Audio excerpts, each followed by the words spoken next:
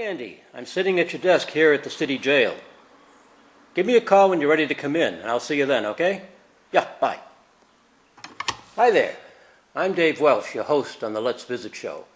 I'm sitting at Andy Taylor's desk here at the city jail in Mayberry. And today's show is going to be about Mayberry. So stay tuned. This should be a lot of fun.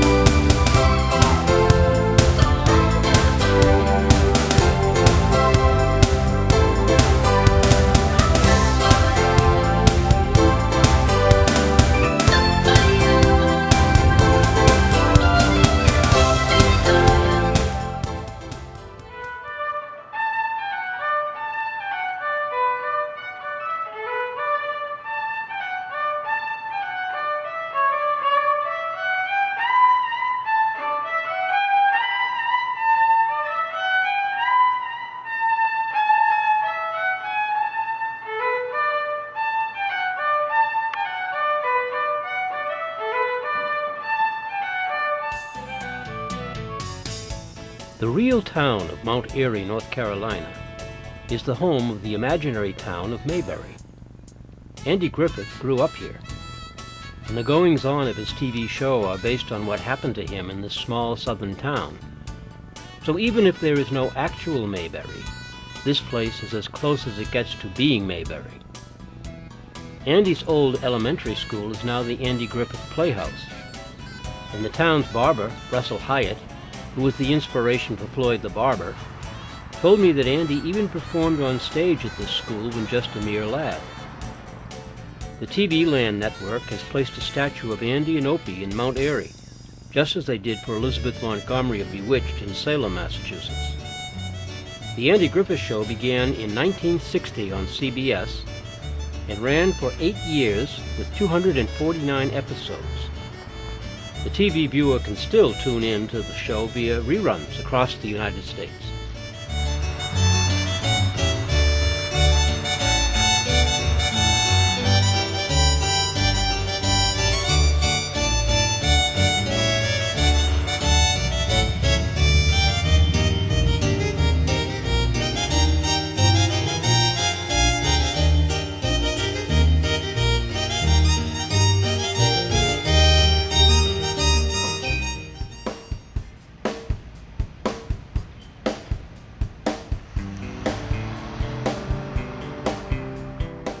The downtown of Mount Airy is really Mayberry's downtown.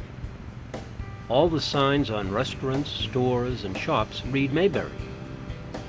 An old 1960s police car can even be seen giving rides to lucky tourists down Main Street.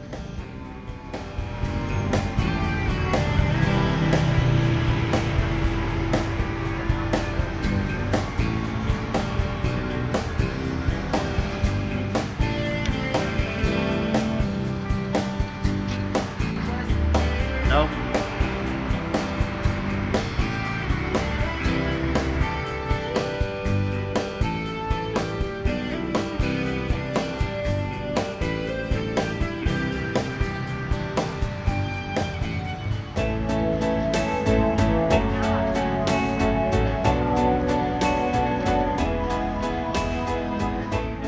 One of Andy's and Barney's favorite haunts in the series was Floyd's Barbershop.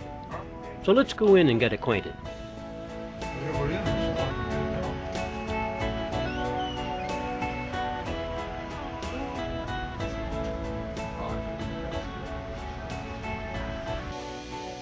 You don't look like Floyd, though. That's Floyd's granddaughter. Floyd's granddaughter. She was born 1900.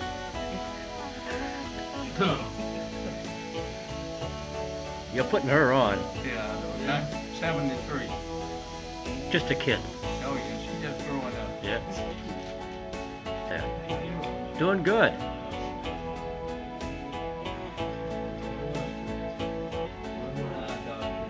$8 haircuts are pretty cheap.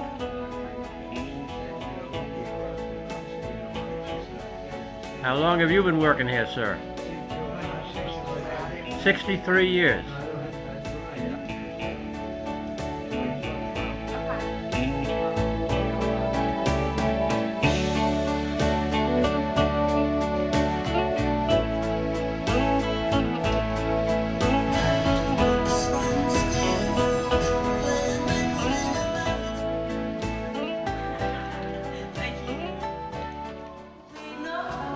How much I miss you. Oh, I can't forget if I'm still in love with you.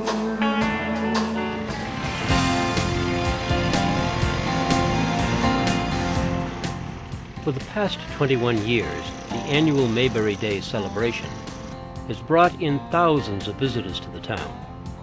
It is co-sponsored by the Surrey Arts Council and the Mount Airy Chamber of Commerce. The local hotels, motels, and bed and breakfasts fill up fast. Even though I tried to book a room 2 months before the event, the best I could do was 25 miles away. I arrived a few days before the celebration began, so I was able to film in relative peace before the crowds arrived. Many of the show's cast members started to filter into town, so I was able to meet a few, and later on in the program you'll get to meet them too.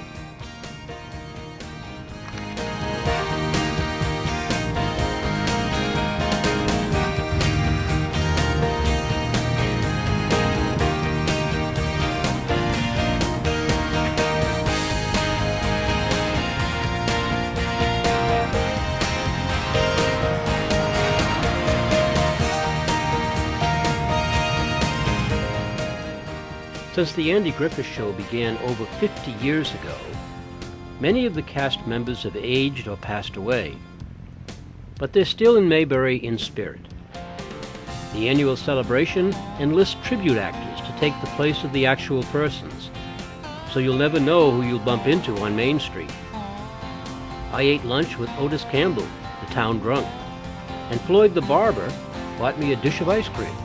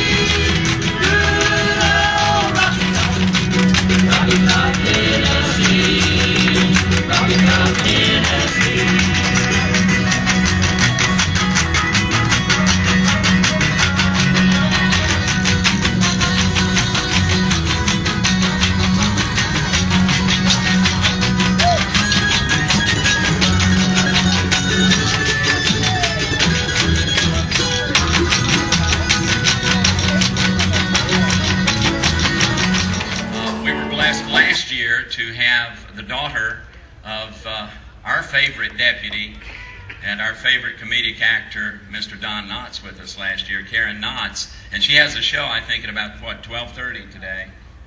And so we're going to call her up to greet you, and then she can be on her merry way and be prepared for her show at 12:30. Ms. Karen Knotts.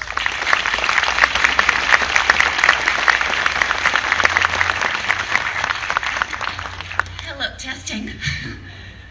Hello, everyone. I'm so glad to be here. This is exciting, and I wanted you to notice that today, in honor of Mount Airy, I am wearing a Siamese t-shirt and hat. So I'm really looking forward to doing my show. I hope a lot of you can make it. And boy, I'm also looking forward to that barbecue. I tend to chow down, go whole hog, and that doesn't mean I'm voting for the Eastern barbecue. I intend to stuff my face impartially. So I'm looking forward to seeing all of you in the next couple days. Thank you.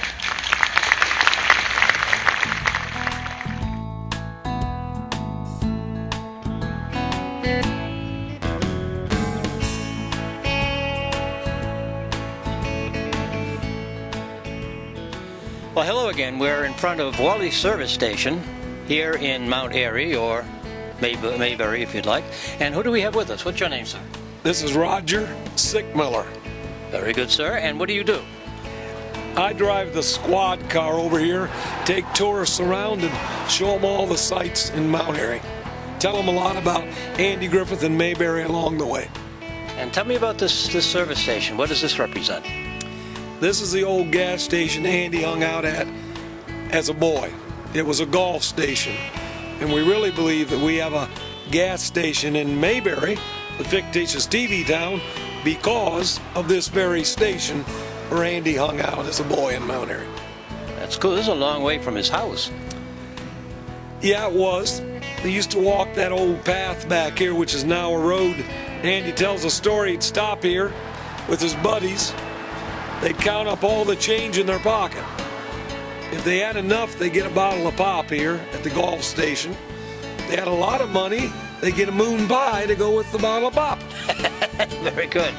Well, thanks for your help, sir. I appreciate it. Oh, you're very welcome. Nice to meet you.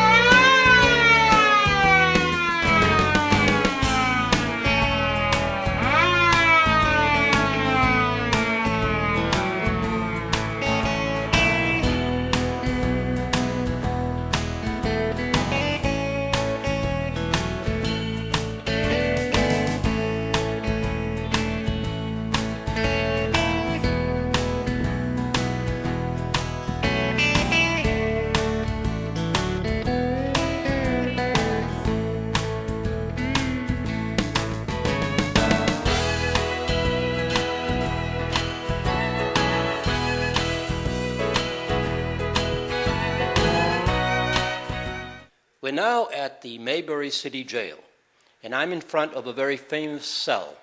This is Otis Campbell's cell. If you remember him, he was the town drunk.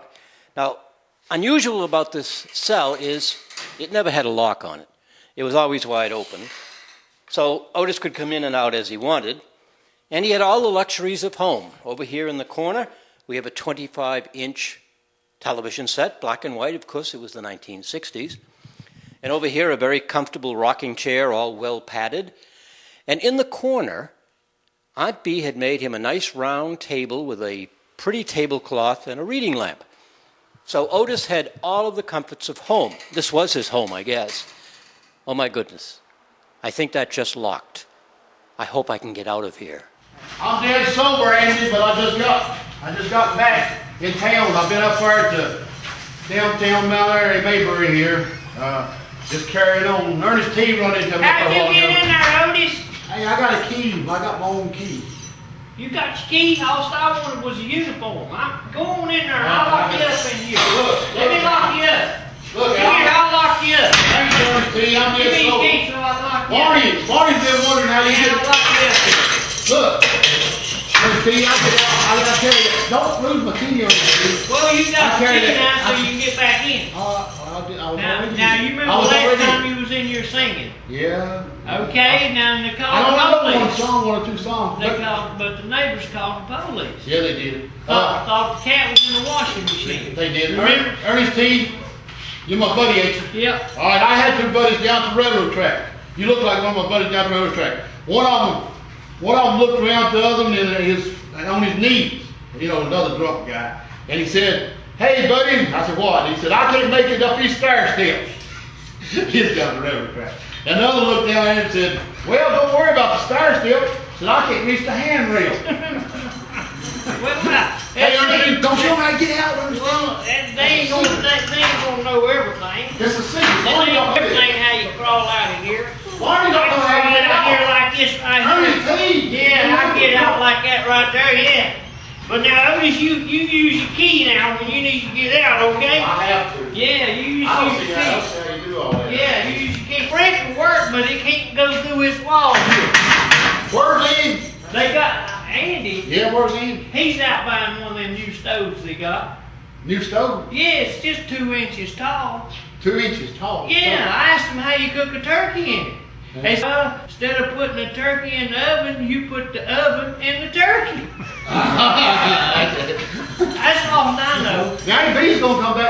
kerosene pickles for a little while. She got some kerosene pickles.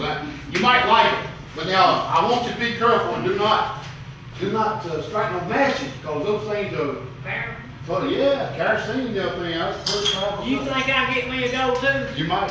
The other day, Aunt B brought Here. me. Yeah, let me tell you about what Aunt B brought me. I had a sale full. All them sales over full. All kind of people in. She brought me a mess of greens. A green? Yeah, she brought me some greens, and she said, Otis eat these greens, and went over and give the other guys and everything some. And I was eating them greens, and I felt a lizard crawl around mine. And I said, look, Aunt B, come here a minute, honey. I said, there's a lizard in my greens. I said, is it supposed to be? And then she said, no, Otis, shut up. She said, everybody else will want one.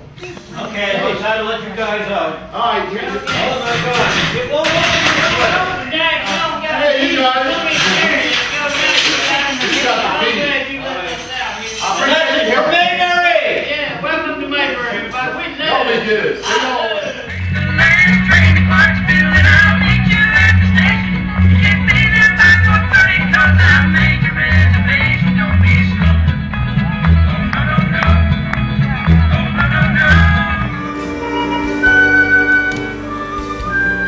Nice of you to do this for me, Gover. Oh, shoot, it's my pleasure. If I wasn't here, I'd be under some car getting grease in the place. Well, it was nice of you anyway. Boy, that Barney's really a great guy, ain't he? I mean, a feller in his position and all, working for the city and wearing a beautiful uniform. But to talk to him, he's just like anybody else. Ain't never too busy to pass the time of day. Yes, Barney is very nice. When you two getting married, if you don't mind my asking? What? Well, everybody knows you're going to get married. I hear it all the time. People say Barney and Thelma Lou, Barney and Thelma Lou. You hardly ever hear one name without the other, but nobody knows when it's going to come off. Well, I don't know what he's waiting for. If he don't hurry up, somebody's going to come along and steal you away. You being so pretty and all. why, thank you, Gomer. Of course, Barney don't seem to be worried. He says there are some things he's worried about, but you ain't one of them. Oh, really? Yes, ma'am. Heard him just this morning in the courthouse, saying how he had you in his hip pocket. Barney said that he's got me in his hip pocket? Uh-huh. That's a figure of speech. I have with us now Betty Lynn, an actress who played Thelma Lou on the Mayberry show. Now, Betty, you were the girlfriend of Barney Fife, is that right? That's right, on the Andy Griffith show. Yes, the Andy Griffith show. I'm sorry, I get that right. That's all right. I played opposite Don Knotts, who was that wonderful Deputy Barney Fife. Yeah, and I played Thelma Lou, so. I have a question. What was the oddest or the funniest thing that happened between you and Don Knotts? Can you think of something really funny? You mean in the show itself? Well, in real life show. No, in real life, we had no time to make funny in real life. We were too busy actually shooting film. Too professional. Oh yeah, we were not. We were very serious in working. It was hard to be serious when Don would be Barney because he was so funny. Well, that's true. That was, and people say, "How do you ever keep a straight face?" And I think, I'm an actress. That's how. But it was tough. Did you ever hear Don Knotts do that radio skit he did where he was a weatherman, a TV weatherman, and he didn't have the weather and he had to fake it? I know, that was funny. Another thing he did that I loved was the base, when he was the pitcher. Did you ever see him do the... No, I heard Andy do the football thing. No, this was Don. Well, you'd have to see him physically do it because he would do a wind-up and have a drummer hit the ball hitting the bat, or the bat hitting the ball. You'd hear that sound, and finally, and he'd wind up and try to hit the, pitch it, and finally, at the very last one, he looks, and suddenly that ball's going right over, home run over his head, and he goes like this. He goes all the way back. That ball keeps going. It's so funny when he does it, but that's a physical routine. Right. How long were you Barney's girlfriend? 5 years. Yeah. 5 years. That's right. All right. When he left to go and do movies at Universal, then I was no longer on the show either. But I loved every minute of working on that show. They were wonderful people to be with, and we would all sit around when we first got the script at a table, round table, or a long table like this, and they'd hand us the scripts. Of course, Andy and Don pretty much already knew what it was like, but the rest of us that would be called in would not know. And we'd laugh when we'd read them, you know, it was so cute. Okay. But then we'd be serious from then on, try to get that on its feet and film the next day, yeah. Thank you, Betty. I appreciate it Well, very, it's good very to much. meet you. I Good to wish meet you all you, the too. best, yeah. All righty. Bye now. Bye-bye.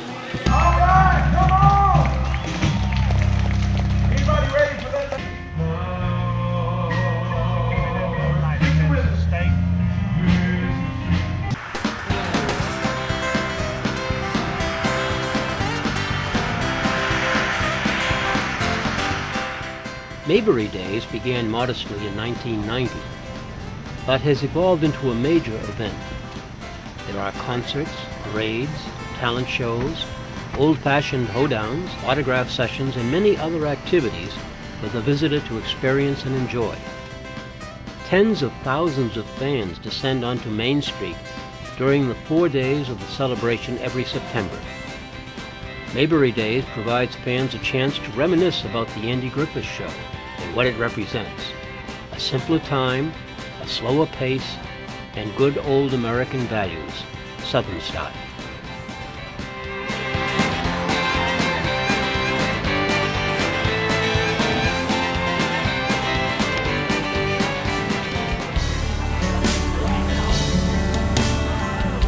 Eleanor Donahue, who had played Betty on the show Father Knows Best, joined the Andy Griffith Show as Ellie, the town's pharmacist. Excuse me.